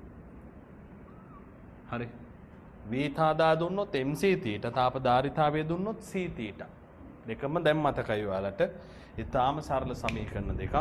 මේ දෙක පාවිච්චි කරලා අපිට පුළුවන් යම් ස්කන්ධයක උෂ්ණත්වය යම් සෙල්සියස් ප්‍රමාණයකින් වැඩි කිරීමට අවශ්‍ය තාප ප්‍රමාණය හොයාගන්න. රයිට්. අපි ගමු උදාහරණයක් බලන්න. අපිට දීලා තියෙනවා යම් කිසි වස්තුවක් එයාගේ කිලෝග්‍රෑම් 3ක ප්‍රමාණයක් උෂ්ණත්වය සෙල්සියස් අංශක 30කින් ඉහළ දාන්න ඕන තාප ප්‍රමාණය හොයන්න කියලා කියනවා. වීතාදා අපි නිකන් හිතමු 200යි ජූල් කිලෝග්‍රෑමයට කෙල්විනයට. හරි. දැන් දාන්න ඕන සමීකරණය වල දන්නවා වීතාදා දීලා තිබ්බොත් Q සමානයි MC තීටා, තාපධාරිතාවය දීලා තිබ්බොත් C තීටා. එහෙනම් Q සමානයි MC තීටා දාන්න. එහෙනම් Q සමානයි M කිලෝග්‍රෑම් සම්මත ඒකක වලින් දාන්න කිලෝග්‍රෑම් සම්මත ඒකකය කිලෝග්‍රෑම් දාන්න 3යි. ග්‍රෑම් වලින් දීලා තිබ්බොත් මොකද කරන්න වෙන්නේ? කිලෝග්‍රෑම් කරන්න වෙනවා. හරි. නැත්නම් ඒකක කැපෙන්නේ. වීතාදා දාන්න 200යි. ජූල් කිලෝග්‍රෑමයට සෙල්සියස් අංශකයට තිබ්බත් කෙල්විනයට තිබ්බත් ප්‍රශ්නයක් නැහැ. දෙකම එක නිසා. වැඩි කිරීම උෂ්ණත්ව වෙනස සෙල්සියස් අංශක 30යි. සෙල්සියස් අංශක 30කින් තමයි වැඩි කරන්නේ. එහෙනම් කෙල්විනුත් 30කින් වැඩි වෙනව නේද? සෙල්සියස් අංශක 30කින් වැඩි කරනකොට කෙල්විනුත් මොකද වෙන්නේ? 30කින් වැඩි වෙනවා. එහෙනම් මෙතනට ඕන නම් කෙල්වින් කියලා දාගන්න. ඒ දාන්නේ මේව කැපෙන්නේ මේ කෙල්වින්. Kilogram kilogram කැපෙනවනේ. ඉතුරු වෙන්නේ ජූල විතරයි. හරි. ජූල්. ආදරේට ජූල කියන්නේ. හරි. මෙතන 200යි. මෙතන 30යි. මොනවද ඉතුරුනේ? ජූල්. එහෙනම් පස්සා පැත්තේ තියෙන බිංදු තුන වෙනම දාගත්තා. 3 වරක් 3 9යි 9 වරක් 2 18. ජූල් 18 1000යි. ඕනනම් මේ බිංදු තුන වෙනුවට දාගන්න පුළුවන් කවුද? කිලෝ කියලා 18යි කිලෝ ජූල්. හරි. ඔන්න ඔය විදිහට අපිට එයාට යන තාප ප්‍රමාණය හොයන්න පුළුවන්. රයිට්. අපි බලමු ඔයාලට දීලා තියෙන වෙන නිදසුනක්. ජලයේ කිලෝග්‍රෑම් 2ක උෂ්ණත්වය ජලය තියෙනවා කිලෝග්‍රෑම් 2ක උෂ්ණත්වය සෙල්සියස් 10කින්. සෝරි කෙල්වින් 10කින් දෙකම එකයි. කෙල්වින් 10කින්. නැත්නම් සෙල්සියස් 10කින්. ඉහළ නැංවීමට අවශ්‍ය තාප ප්‍රමාණය සොයන්න වීතාදා දීලා තියෙනවා ජලයේ 4200යි. ජූල් කිලෝග්‍රෑමයට සෙල්සියස් අංශකයට නැත්නම් කෙල්විනේ. රයිට් පටාස් ගාලා දාන Q සමානයි mc θ. m දීලා තියෙන කිලෝග්‍රෑම් ප්‍රශ්නයක් නෑ කිලෝග්‍රෑම් වලින් ආදේශ කරන්න c 4200යි. ජූල් කිලෝග්‍රෑමයට කෙල්විනේට උෂ්ණත්වය 10කින් සෙල්සියස් අංශක හෝ කෙල්වින් දෙකම එකයි. කෙල්වින් කැපුණා කිලෝග්‍රෑමයට කිලෝග්‍රෑමයේ කැපුණා. පාස්ස පැත්තේ 0.2යි මෙතන. අතන 1යි 3යි. එක තියෙන්නේ එක්වර 42 42 දෙකෙන් වැඩි කරාම 84. හරි 84000යි ජූල්. හරිනේ. රයිට්. ඊළඟට තියෙනවා අපි බලමු ඊළඟ එක ඇලුමිනියම් කැබැල්ලක් තියෙනවා. එයාගේ ග්‍රෑම් 500යි තියෙන්නේ. අන්න දැන් ඔන්න ප්‍රශ්නයක් එනවා. මොකද්ද? ග්‍රෑම් දාන්න බෑ. මොනවා කරන්න ඕන? කිලෝග්‍රෑම් කරන්න ඕන. මෙතනම කිලෝග්‍රෑම් කරමු. ග්‍රෑම් කිලෝග්‍රෑම් කරන්න 1000න් බෙදුවා පස්සේ අපිට එනවා 0.5 කිලෝග්‍රෑම්. හරි. එයාගේ උෂ්ණත්වය 30 ඉඳලා 50 දක්වා වැඩි කරන්න ඕන. 30 ඉඳලා 50 දක්වා වැඩි කරන්න. තාප ප්‍රමාණය අහනවා වීතාද 900.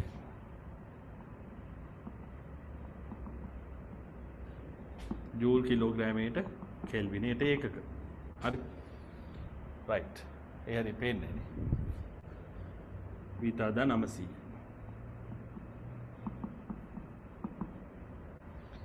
රයිට්. දැන් දාන්න පුළුවන් ආපහු Q සමානයි mc θ. m ගියගේ මෙයාද දාන්නේ මෙයාද? මෙයා තමයි දාන්නේ කිලෝග්‍රෑම් 0.5 කිලෝග්‍රෑම්. c 900යි ජූල් කිලෝග්‍රෑමයට කෙල්විනයට උෂ්ණත්ව වෙනස කොච්චරකින්ද වැඩි කරන්නේ? 50ක් වෙනකම් වැඩි කරනවා 30 සිට කීයක් වැඩි වෙලාද එහෙනම්? ඔව් සෙල්සියස් අංශක 20ක් වැඩි වෙලා. ඒ කියන්නේ කෙල්විනුත් 20යි. කොහොමද ගන්නෙ? කෙල්වින් වලට ඕන නම් මේක හරවන්නකො බලන්න 273යි 30යි 303යි. 273යි 50යි 323යි. දෙන්නගේ වෙනස 20යි. මේ දෙන්නගේ වෙනසත් 20යි. එහෙනම් කවුරු දැම්මත් ප්‍රශ්නයක් නැහැ. හරි. එතකොට මෙතන මම කෙල්වින් දාන්න. මේකට මේක කපලා ගියා. කිලෝග්‍රෑම් එකට කිලෝග්‍රෑම්. එහෙනම් 0.5 කියන්නේ භාගයයි 900යි. මෙතනින් එනවා 20යි. දෙකට කැපෙනවා 10යි. එහෙනම් 9 10යි ජූල්. හරි. ඉතින් මේවා අමාරුයි කියනවා නම් වෙන මොකක් හරි අවුලක තමයි ඉන්නේ. මේවා තාම ලේසි නිකන් ආදේශ කරලා අපිට ගන්න තියෙන්නේ මේ අපි හොයන්නේ ඇත්තටම ගත්තාම ශක්ති ප්‍රමාණයක්. මේවා එන්නේ ජූල් වලින්. ඒ නිසා අනිත් ඒකක කැපිලා යන විදිහට ආදේශ කරන්න ඕන කියන එක අරුම පුදුම කාරණාවක් නෙවෙයි. දැන් මේකම අනිත් පැත්තට දීලා තියෙන එකකුත් තියෙනවා. අපි ඒකත් බලමු.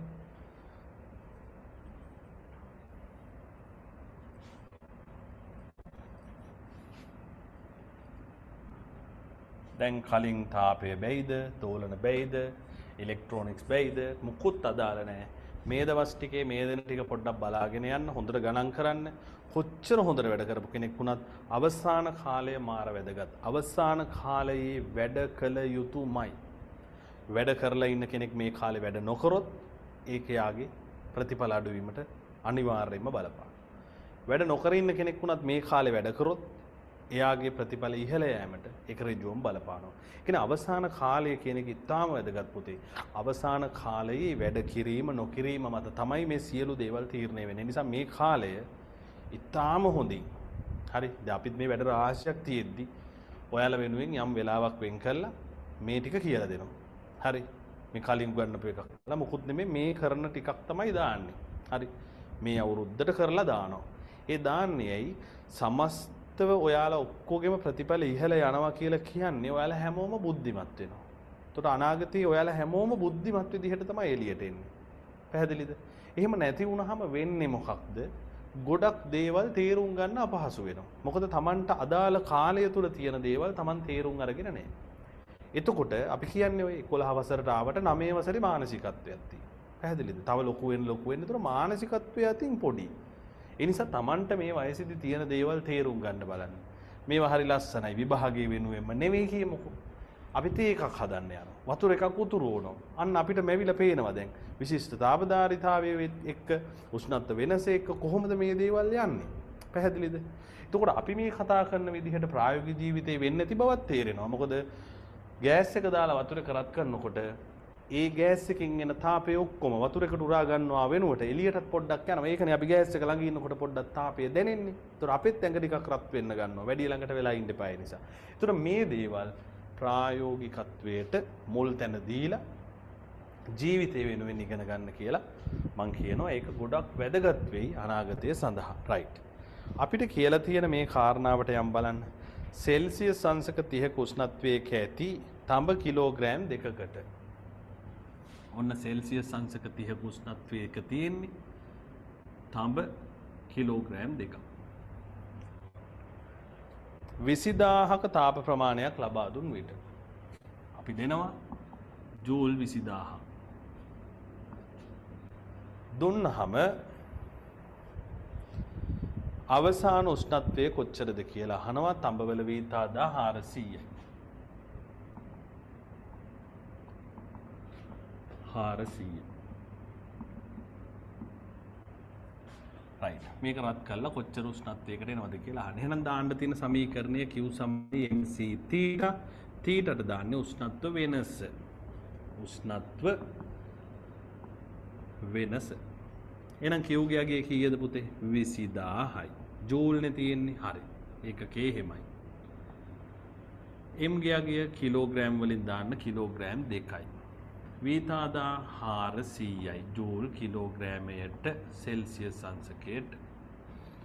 ඊළඟට උෂ්ණත්ව වෙනස θ බවට පත් වෙනවා 30 ඉඳලා. හරි. රයිට්. දැන් මේ ජූල්ට මේ ජූල් කිලෝග්‍රෑම් එකට කිලෝග්‍රෑම් එක හරි කැපිලා යනවා. එහෙනම් 20000 සමානයි 2 වැඩි කිරීම 400 වැඩි කිරීම θ ඍණ 30යි සෙල්සියස් අංශක.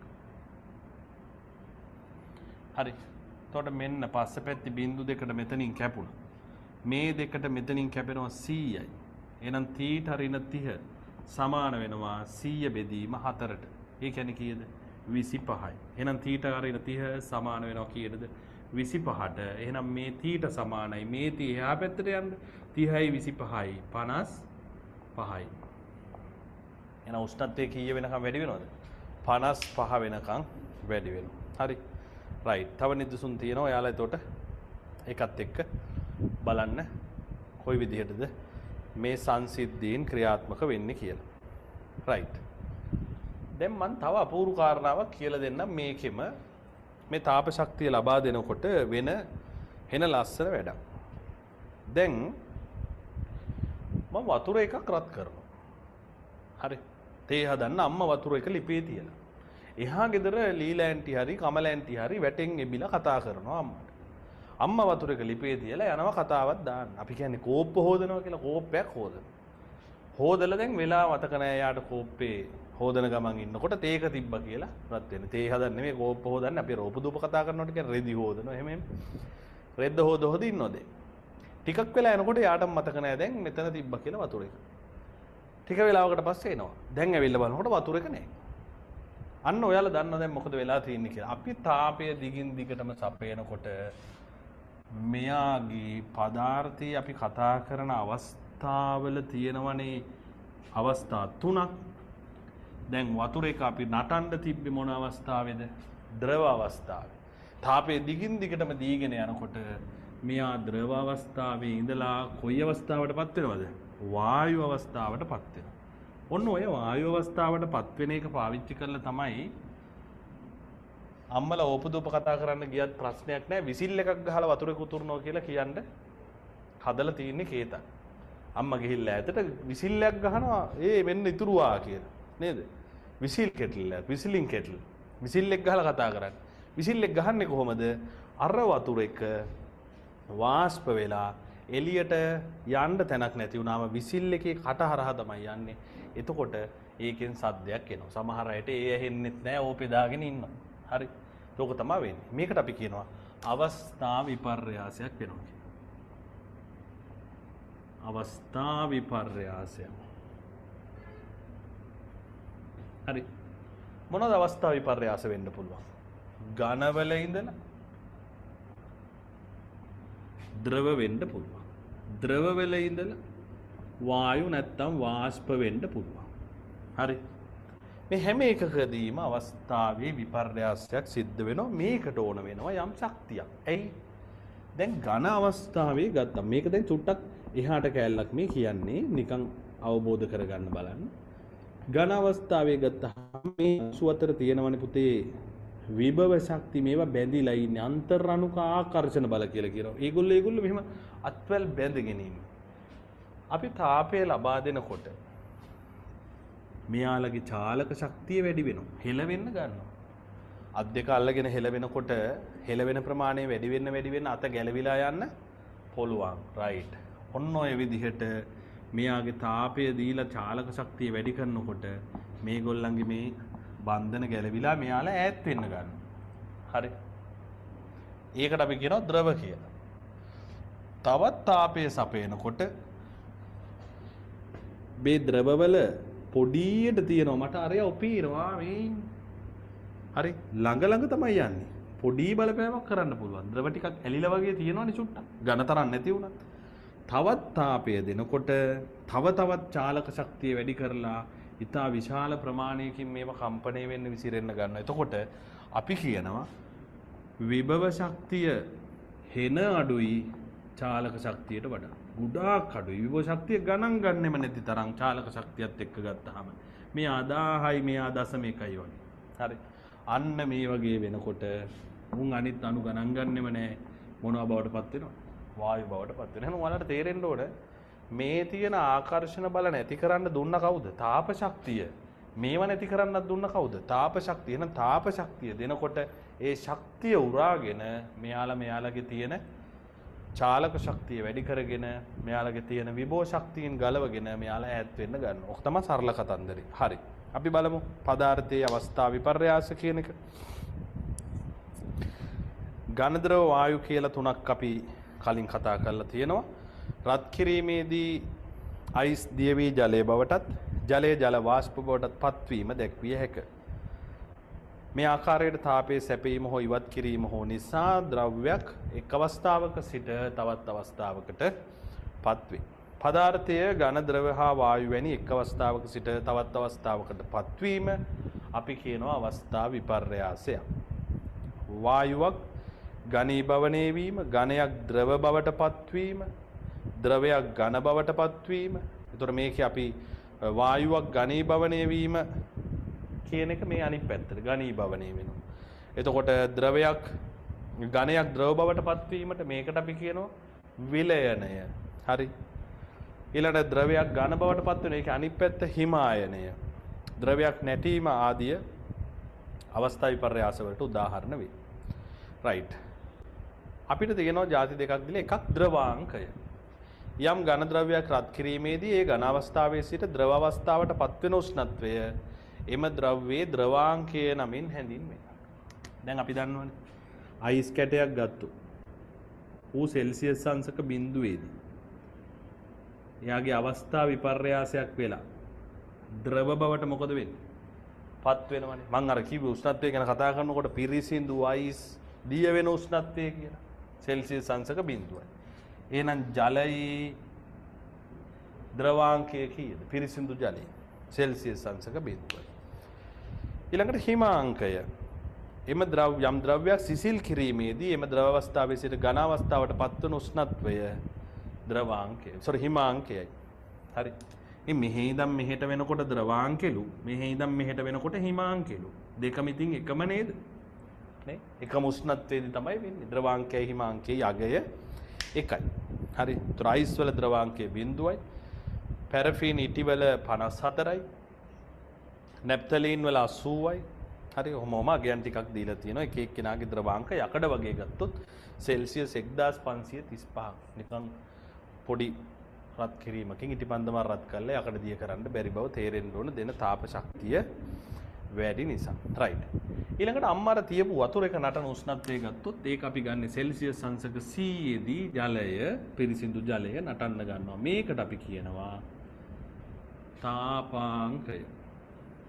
තාපාංකය මෙල්ටිං පොයින්ට් එක sorry boiling point එක. අරකට අපි කියනවා melting point. මේක boiling point. අපි වතුර boil වෙනවා කියලා කියන්නේ නටනවා. නටනවනේ ඇත්තටම වතුර එකක් බලන්න රත් වෙනකොට දඟලනවනේ. හොඳට කැලැත් වෙනවා, දඟලනවා, වාෂ්ප වෙලා යනවා. right. මෙන්න මේ වෙලාවේදී දැන් ද්‍රව ගත්තොත් වතුර එක අපි සෙල්සියස් අංශක බිඳුවේ ඉඳලා ටික ටික රත් කරනකොට ළමයි මෙයාගේ උෂ්ණත්වය ටික ටික වැඩි වෙවි යනවා. තාපය දෙනවා උෂ්ණත්වය වැඩි වෙනවා අපිට පේනවා. හරි. මෙන්න දැන් අපි හිතන්නකො මේ දෙන්නේ තාපය මේ පැත්තට දෙනවා කියලා. උෂ්ණත්වය වැඩි වෙවි යනවා. මේ තියෙන උෂ්ණත්වය. බිඳුවේ ඉඳලා 100ට වැඩි වෙනවා. හරි. අද වතුර එකක් ඕනනම් තියලා බලන්න. වතුර එක 100 උෂ්ණත්වයට ආවට පස්සේ මම තවත් තාපය දුන්නොත් දැන් 101 102 වෙවි යන්නේ නැතුව උෂ්ණත්වමානයක් දාලා තිබ්බොත් 100ම තියෙනවා. හැබැයි මම තාප ශක්තිය දෙනවා මෙහෙට යනවා. හරි. ඒ වෙලාවේදී මොකද වෙන්නේ පුතේ? මම ද්‍රවයකට දෙන තාපය දුන්නොත් එයා ඒක එයාගේ චාලක ශක්තිය කරගෙන එයාගේ උෂ්ණත්වය වැඩි කරගන්නවා. හැබැයි මෙන්න මේ තාපාංකයට ආවහම බොයිලින් පොයින්ට් එකට ආවහම එයාට මම දෙන තාපය එයා අරගෙන මෙන්න මෙතන මං කිව්ව විදිහට එයාගේ තියෙන මේ විභව ශක්තිය අභිභවල යන්න චාලක ශක්තිය ගෙන්නගෙන මෙයාගේ මේ බන්ධන කඩන්න වැය කරගන්නවා. මේ අණු දෙකක් අතර තියෙන ශක්තිය මේ දෙන්නගේ බන්ධනය කඩන්නේ ශක්තිය වැය කරගෙන ඒගොල්ලෝ ගැලවෙනවා. එහෙනම් මේ වෙලාවේදී තාපය දුන්නට උෂ්ණත්වය වැඩි වෙන්නේ නැහැ. මේ වෙලාවේ මොකද වෙන්නේ? ද්‍රව තියෙන කෙනාගේ බන්ධන කඩාගෙන එයා වායු බවට පත් වෙනවා. එන වැදගත් කැලලක්. තාපය දුන්නාම අපිට පේන්නේ උෂ්ණත්වය වැඩි වෙනවා වගේ. අපිට පේන්න ඕනේ උෂ්ණත්වය වැඩි වෙනවා වගේ. ඒකෙන් තමයි අපි දැනගන්නේ රයිට් තාපය දීලා කියලා. දැන් තාපය දුන්නට, තාප ශක්තිය දුන්නට උෂ්ණත්වය වැඩි වෙන්නේ නැහැ. අප්පා හෙන গুপ্তයි නේද මේ වැඩි. ඇයි? දෙන තාපයට වෙච්ච දෙයක් නැහැ. එහෙනම් අපි ඒ කැලලට කියනවා গুপ্ত තාපය කියලා. සැඟවිලා යනවා. දුන්නු තාපයට වෙච්ච දෙයක් නෑ. තාපය දුන්නොත් උෂ්ණත්වය වැඩි වෙන්න ඕන. නේද? වතුර එකට තාපය දුන්නම රත් වෙන්න ඕන. උෂ්ණත්වය වැඩි වෙන්න ඕන. හැබැයි මේ කොටසේදී මොකද වෙන්නේ? දෙන තාපයට වෙච්ච දෙයක් නැතුව යනවා. එහෙනම් අපි කියනවා ඒකට গুপ্ত තාපයක්. හරි. රයිට්. ද්‍රවයක අවස්ථා විපර්යාස සිදුවන්නේ එම ද්‍රව්‍යයට තාපය සැපයීම හෝ එම ද්‍රව්‍යයෙන් තාපය ඉවත් කිරීම නිසා වෙනි. කාබර උෂ්ණත්වයේදී ඝන ලෙස පවතින ද්‍රව්‍යයක අණු වලට යම් ප්‍රමාණයක කම්පන චාලක ශක්තියක් පවතිනවා. තාපය සපයනකොට මෙම කම්පන චාලක ශක්තිය ක්‍රමයෙන් වැඩි වන අතර ඒ අණුව ද්‍රවයේ නැත්නම් ද්‍රව්‍ය උෂ්ණත්වයේද වැඩි වේ. එම ද්‍රව්‍යයට දිගින් දිගටම තාපය සපයන විට එක්තරා අවස්ථාවක අණු වල චාලක ශක්තිය අණු අතර බන්ධන බිඳී අණු වලට නිදහසේ චලනය වීමට සැලැස්වීමට තරම් ප්‍රමාණවත් වේ. මම මෙතන කිව්වේ අණු කඩාගෙන ඈත් වෙන්න ගන්නවා. රයිට්. බන්ධන බිඳී අණු වලට නිදහසේ මේ විදිහට යන්න හැදුනහම මොකද වෙන්නේ? ඝන අවස්ථාවේ ඉඳලා ද්‍රව අවස්ථාවට පත් වෙනවා. මෙම අවස්ථාව විපර්යාසය සිදුවන අවස්ථාවේදී බාහිරින් තාපය ලෙස සැපෙන ශක්තිය අණු අතර බන්ධන බිඳීමට වැය වෙන නිසා එමගින් ද්‍රවයේ උෂ්ණත්වයේ වැඩිවීමක් නැහැ. දැන් මේ යකා තාපය ගන්නවා උෂ්ණත්වය වැඩි වෙනවා. තාපය ගන්නවා උෂ්ණත්වය වැඩි වෙනවා. රයිට්. ඕකත් එක්ක මේක අපි කතා කරපු গুপ্ত තාපය එතකොට ප්‍රධාන කොටස් දෙකකට ගන්න පුළුවන්. ඔයාලට තේරෙනම කොටස් දෙකක්. গুপ্ත තාපය කියන්නේ අවස්ථා විපර්යාසනේ. ඒතර මම මෙතනදී කියලා දුන්නා වගේ ඝන තියෙන කෙනෙක් ද්‍රව වෙන්න පුළුවන්. ද්‍රව තියෙන කෙනෙක් වාෂ්ප වෙන්න පුළුවන්. එතකොට දැන් අපි හිතමු අයිස් තියෙනවා. අයිස් ජලයේ බවට පත් වෙනවා. ජලය තියෙනවා ජල වාෂ්ප බවට පත් වෙනවා. මේ අවස්ථා දෙකේදීම උදාහරණයකට අපි අයිස් කුට්ටිය මේ හරිය ඉඳලා ගමු. හරි. මෙතන අයිස් කුට්ටිය ඍණ සෙල්සියස් 10ක තියෙනවා. ඍණ 10යි. උෂ්ණත්වයේ වැඩි වෙවි යනවා බිඳුවට වෙනකම්. දැන් මෙතන ඉඳන් දෙන තාපයට උෂ්ණත්වයේ වැඩි වෙන්නේ නැහැ. බිඳුවේ අයිස් ටික බිඳුවේම තියෙන ජලය බවට පත්වීම සඳහා එයාගේ තාපය ගන්නවා. මෙන්න මේ ටික গুপ্ত තාපය. গুপ্তයි. අයිස් ටික ජලයේ බවට සම්පූර්ණයෙන් පත් වෙනවා. දැන් තව රත් කරොත් මෙයාගේ උෂ්ණත්වය වැඩි වෙනවා. සෙල්සියස් අංශක 100 වෙනකන්. දැන් බිඳුවේ ජලය 100 ජලය බවට පත් වුණා. දැන් තව තාපය දෙනවා.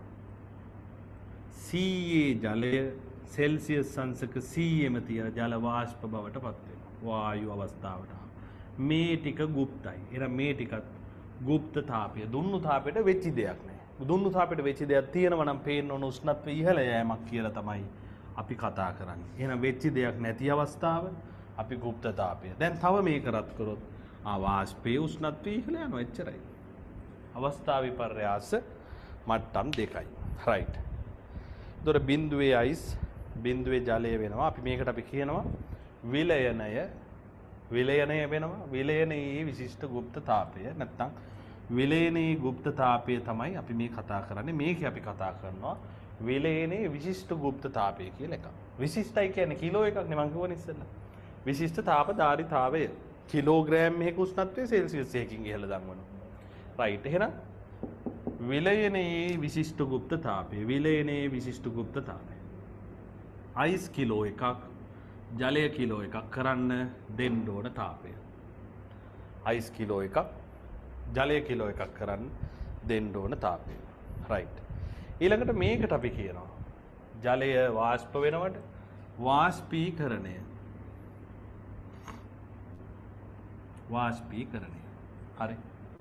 ජලය නටවලා වාෂ්ප කරනවා. රෙදි වේලන්නේ මේකෙන් නෙමෙයි. මේ වාෂ්පී භවනය.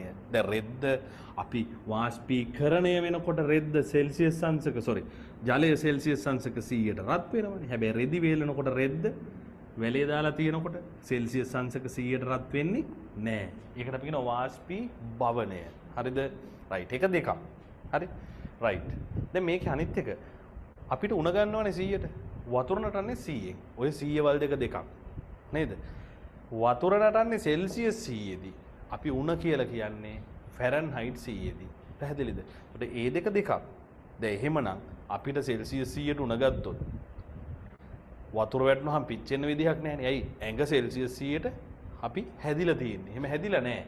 අපි ෆැරන්හයිට් 100ට තමයි අපිට උණ ගන්නවා කියලා අපි කියන්නේ. හරි? රයිට්. ඒකත් මතක තියාගන්න.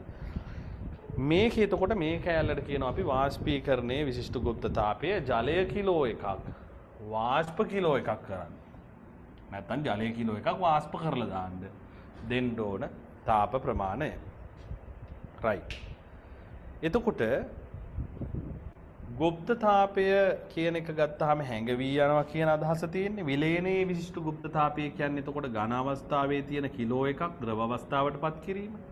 වාෂ්පීකරණයේ විශිෂ්ට গুপ্ත තාපය කියලා කියන්නේ එතකොට ද්‍රව අවස්ථාවේ තියෙන කිලෝ එකක් වාෂ්ප බවට පත් කිරීම. මේවට තියෙනවා කිලෝ එකකට ජූල් අගයන්. එක එක්කෙනාගේ විශිෂ්ට গুপ্ත තාපය එකිනෙකට වෙනස්. උදාහරණයක් විදිහට බිඳුවේ තියෙන අයිස් කිලෝ එකක් එම උෂ්ණත්වයේම තියෙන ද්‍රව බවට පත් කරන්න ජූල් 3.36 වැඩි කිරීම 10/5ක්. ඒ කියන්නේ 3,36,000ක ජූල් ප්‍රමාණයක් අපි දෙන්න ඕනේ. ඒ වගේම සෙල්සියස් අංශක 100 තියෙන ජලය වාෂ්ප කරන්න දෙන්න ඕන. නැත්නම් 100 තියෙන කිලෝ එකක් වාෂ්ප කරන්න දෙන්න ඕන. ඒකට අපි කියනවා වාෂ්පීකරණයේ විශිෂ්ට গুপ্ত තාපය. කිලෝ එකකට යාගේ 2.26 වැඩි කිරීම 10/6යි. එයාගේ අගේ ටික අරකට සාපේක්ෂව වැඩි. හරි? රයිට්. ඊළඟට මම දැන් ඉස්සෙල්ලා කිව්වා වාෂ්පීකරණය සහ වාෂ්පී භවනය. දැන් අර රෙදි වේලන එකයි වාෂ්පීකරණයයි කියන එක. ද්‍රවයක් වාෂ්ප බවට පත්වීම වාෂ්පීකරණය නමින් හැඳින්වේ.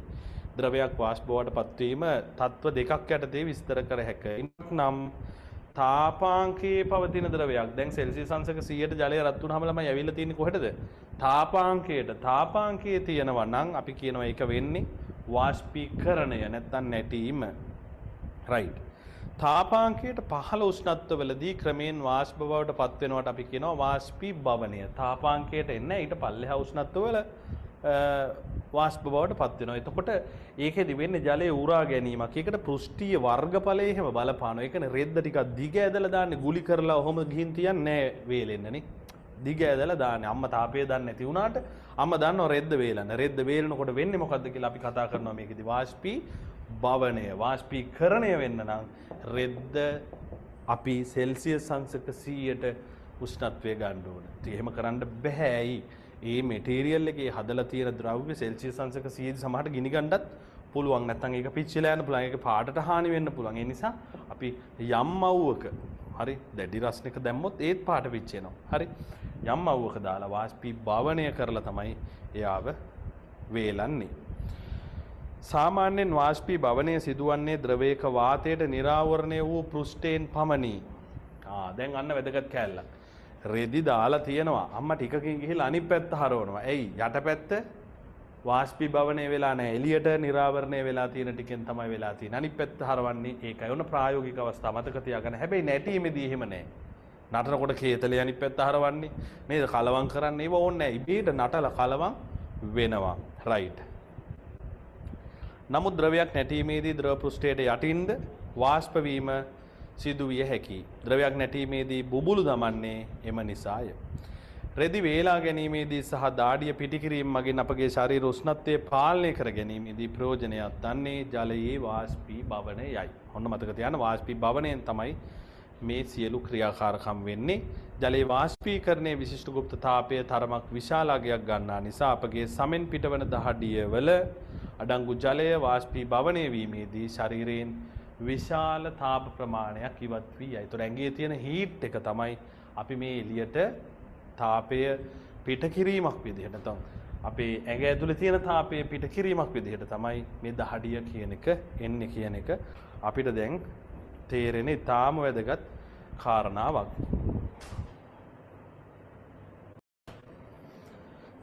රයිට්. එතකොට අපි ඉතාම වැදගත් කොටස් ටිකක් සාකච්ඡා කරලා ඉවරුණා තාපය කොටසේ. හරි. මේකේ තවත් පොඩි කොටස් ටිකක් තියෙනවා ප්‍රසාරණය ගැන.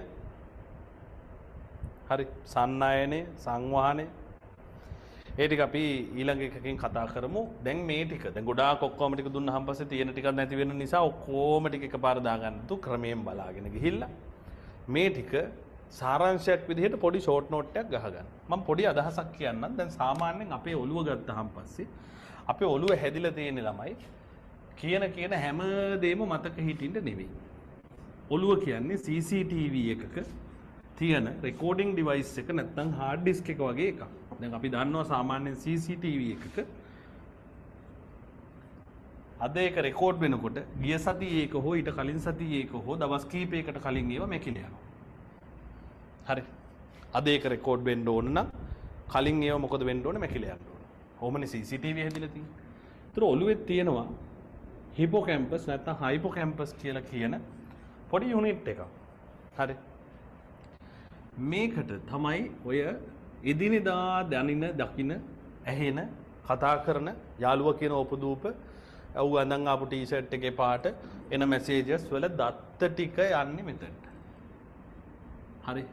මේකට අපි කියනවා short term memory.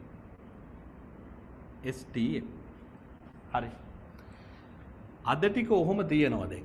මම මේ කියනකොට මේක කල්පනා කරලා බලන්න. ඊයේ උදේ කාපුවා නැත්නම් අද උදේ කාපුවා හෙට උදේ වෙනකොට අද උදේ කෑවේ මෙතන ඉඳන් දත් ගියේ හෙට වෙනකොට ඔක මේ හරියට එනවා. හෙට උදේ කන එක මෙතනට එනකොට ඊයේ උදේ කාපුවා ක්‍රමයෙන් අමතක වීගෙන මේ අවසානයේ දොට්ට පයින් එළියට පයින් කෑල්ලට ඇවිල්ලා තියෙනවා. දැන් ගිය සතිය අඟහරුවාද මොනවද කෑවේ කියලා වලට මතක නැහැනේ. හැබැයි ගිය සතියේ සෙනසුරාදා අපි මේ සෙමින එකක් නැත්තම් අපි පන්තියක් කරා කියලා වලට මතකයිනේ. ඇයි? ඒක යම් වෙලාවක ඔළුවට ගිහිල්ලා මේ හයිපෝකැම්පස් නැත්තම් හිපෝකැම්පස් නැත්තම් ෂෝට් ටර්ම් මෙමරි එකකින් පැනලා තියෙනවා යම් ප්‍රමාණයකට ලොන්ග් ටර්ම් මෙමරි එකට. හරි. ඒකෙදි තෑගි දුන්නා. ඒ තෑග්ග ගත්ත කෙනාට ඒක මතක තියෙනවා. ඇයි ඒකට එයා ආසයි ෂෝට් ටර්ම් මෙමරි එකකින් ඉඳන් ලොන්ග් ටර්ම් මෙමරි එකට එයා ඒක දාගෙන ඉබේට වැටිලා ආස වෙනකොට ඉබේ වැටෙනවා. අපි ෆිල්ම් එකක් බලනකොට අපිට ඒකේ හිටපු චරිත මතකයි. ඒගොල්ලන්ගේ නම් මතකයි. මොකද උනේ කියලා මතකයි. ඔයාලා අම්මා කතාවක් බලනකොට ඒ කතාවේ අද වෙන කොටස හෙට රෑ වෙනකම් මතක තියන් ඉන්න ඕන. විශේෂ පරිශ්‍රමයක් දරන්නේ නැහැ. අපි හිතමු දෙවෙනි දින බලනවා කියලා. ඒකේ හරි අම්මා ෂෝට් නෝට් එකක් ගහගෙන පාඩම් කරනවා. රයිට් මෙයා මෙහෙම වුණා, මෙයා මෙහෙම කිව්වා. එහෙනම් හෙට මොකද වෙන්නේ කියලා දැන් මතක තියන් ඉන්නවා අද ටික. එහෙම කරන්නේ නැහැ. එයා ආසයි. ඒ නිසා ඉබේටම ෂෝට් ටර්ම් මෙමරි එකේ ඉඳලා ලොන්ග් ටර්ම් මෙමරි එකට යනවා. හරි. ඔයාගේ යාළුවගේ නම ඉබේට මතක් වෙලා දිගටම රිපීට් කරනවා. හැම තිස්සෙම එයාව හම්බෙනවා. එහෙනම් ෂෝට් ටර්ම් මෙමරි එකේ ඉඳන් ලොන්ග් ටර්ම් මෙමරි එකට මතක් වෙනවා. ඊයේ උදේ බස් එකේ පන්ති යනකොට ඉස්කෝලේ යනකොට කොන්දොස්තර ඇඳගෙන හිටියා ෂර්ට් එක නැත්තම් ටී-ෂර්ට් එක පාට ලොං ටර්ම් මෙමරි එකට ගිහින් නැහැ ෂෝට් ටර්ම් මෙමරි එකකින් අයින් වෙනවා. ඇයි? ඒක රිපීට් කරන්න ඕනේ නැහැ. ඌ එච්චර අපි අඳුරන්නේ නැහැ. ඒක මතක තියාගෙන ඉඳලා පළක් නැහැ. අපි වරින් වර මතක් කරලා නැහැ. හැබැයි අපේ යාළුවෙක් ඇඳන් එනවා ලස්සන ටී-ෂර්ට් එකක්. අපිට ඌව දවසට කීප වතාවක් පේනවා. එහෙනම් අපි රිපීට් කරලා තියෙනවා. එහෙනම් අන්න ෂෝට් ටර්ම් මෙමරි එකේ ඉඳන් ලොං ටර්ම් මෙමරි එකට යනවා. එයා ඒකම ලබන සතිය ඇඳන් ආවොත් සමහර විට කීප දිනෙකට ඒක මතක අඩ උඹ ගිය සතිය ඇඳන් ආවෙත් ඒක නේද? අපි අහනවා. ඇයි? අපේ ෂෝට් ටර්ම් මෙමරි එකෙන් ලොං ටර්ම් මෙමරි එකට ගිහිල්ලා. එහෙනම් ඔයාලා ඉගෙන ගන්න දේවලුත් පුතේ ටික මේක දිගේ ගිහිල්ලා මැකිලා යනවා. මැකිලා යන්නේ නැති වෙන්න නම් කරන්න තියෙන්නේ රිපීට් කරන එක. රිපීට් වරින් වර නැවත බලන්න ඕන. එතකොට මෝ කල්පනා කරනවා මොන බලවදයක්ද මෝ මේක ඇතුලේ තියෙන වැද ඇද බලන්නේ. එහෙනම් ඒක දානවා ලොං ටර්ම් මෙමරි එකට. රයිට්. මේකේ තියෙන අතු වගේ හරි ගහක අතු වගේ තමයි නැත්තම් කබඩ් එකක වගේ ලස්සනට පැක් කරලා තමයි තියෙන්නේ. ඒ නිසා තමයි ෂෝට් නෝට් ගහලා මයින්ඩ් මැපින් කියලා එකක් හදලා තියෙන්නේ. ගහක අතු වගේ හදාගන්න.